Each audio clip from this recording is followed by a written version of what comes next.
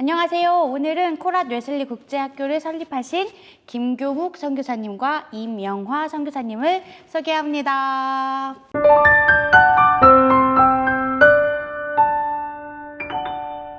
태국에 오신 지 26년 차 되는 걸로 들었는데 처음 방콕에 도착하셨을 때 이야기부터 좀 시작해 주실까요? 선교사로 나올 계획이 있었던 건 아니에요. 그냥 좋은 설교하고 목회 잘하는 그런 목사가 되고 싶었는데 그런 일이 있었어요. 한 번은 집에서 저희 집사람이 조그만한 지구본이 있는데 그걸 보면서 밥 먹다 말고 갑자기 여보, 우리가 조그만한 한반도에서 대한민국에서 태어나서 여기서 살다가 여기서 죽을 때까지만 살면은 세상이 이렇게 넓은데 억울하지 않냐.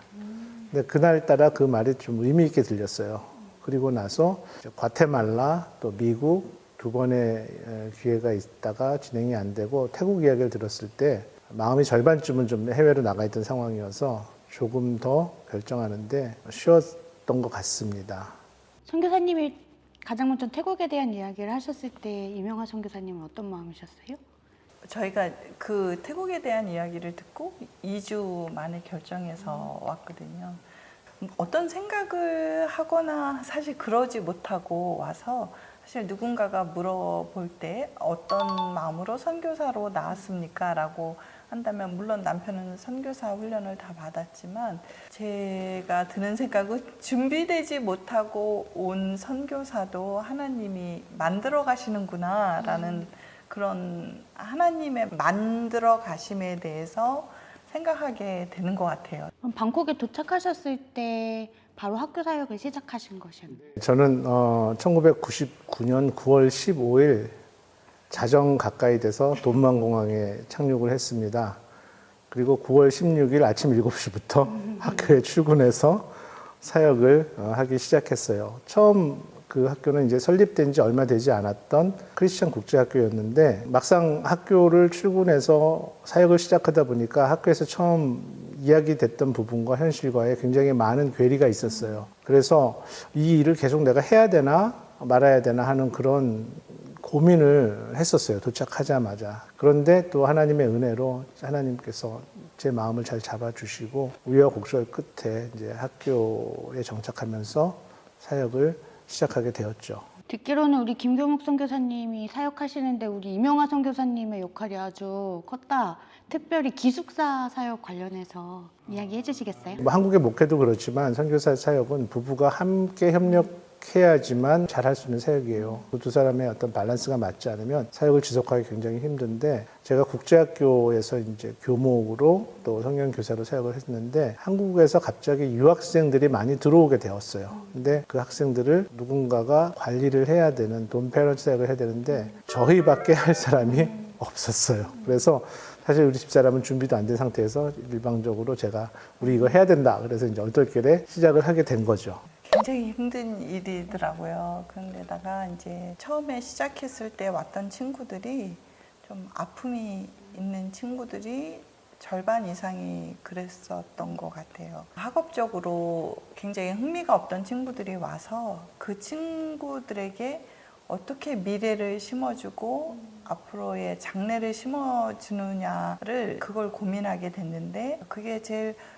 큰 어려움이었던 것 같아요. 가정적으로 정서적으로 좀 외로운 아이들이 많아서 사실 그때는 제가 30대 초반이어야 되나? 저도 아직 다 성숙하지 못한데 엄마 역할을 원하는 그런 학생들에게 제가 줄 수 있는 그런 사랑에 대해서 한계를 많이 느끼게 되고 그런 어려움이 있었던 것 같아요. 그러면서 하나님 앞에 이 일을 좀 그만두게 해주세요라고 계속 여러 번 금식하면서도 기도하고 하나님이 응답이 없으셔서 만 10년을 하던 때에 하나님이 그것을 접고 이렇게 학교 사역에 대한 것을 잘 넘어갈 수 있도록 하나님이 인도해 주셨던 것 같아요.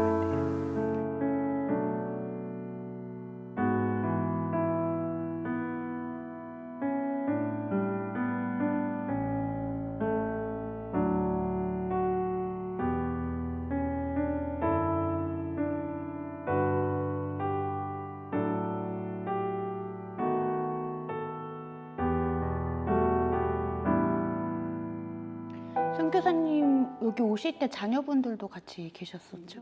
아들 시온이는 이제 초등학교 2학년, 소망이는 6살, 유치원. 근데 지금 이제 결혼하고 30이 넘은 성인이 됐죠.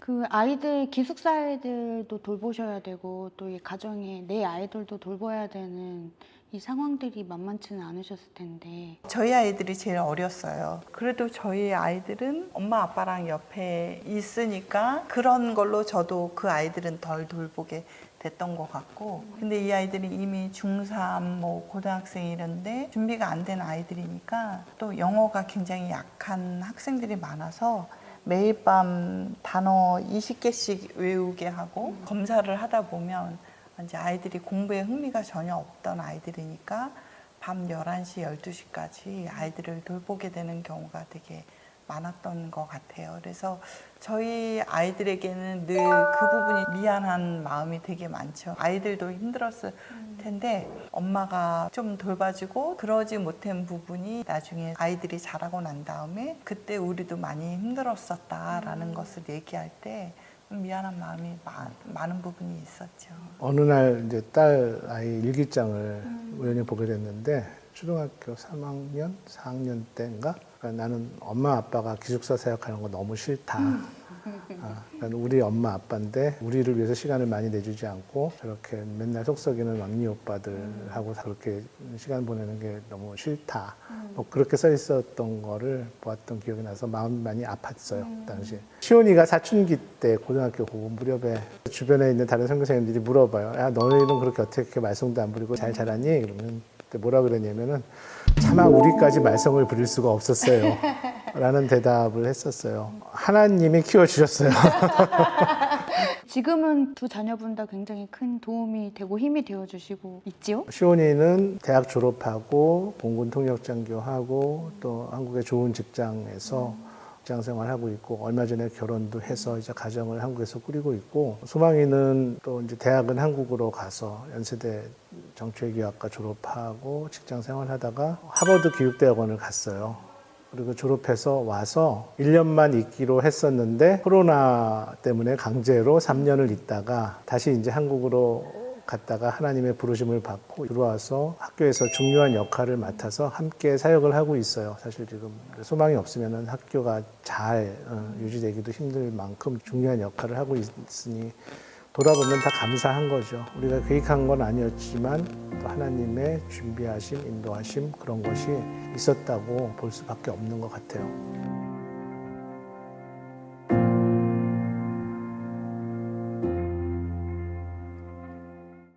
정말 변할 것 같지 않던 아이들이 말씀이 들어가니까 아이들이 변하더라고요. 학교를 하고 싶다라는 비전을 주셨던 것 같아요. 컴플레인하는 학부모들이 있어요. 우리 애가 집에서 밥 먹을 때 기도를 하기 시작한다고. 너무 세게 가르치는 거 아니냐고.